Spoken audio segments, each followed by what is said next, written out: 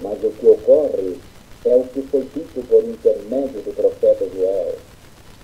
E acontecerá nos últimos dias, diz o Senhor, que derramarei do meu Espírito sobre toda a carne.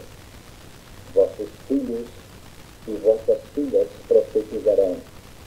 Vossos jovens terão visões e sonharão vossos velhos.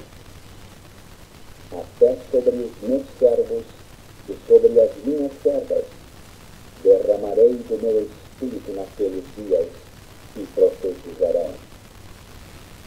Mostrarei prodígios em cima no céu e sinais embaixo na terra, sangue, fogo e vapor de fumo. O sol se converterá em trevas e a lua em sangue, antes que venha o grande e glorioso dia do Senhor. E acontecerá que todo aquele que invocar o nome do Senhor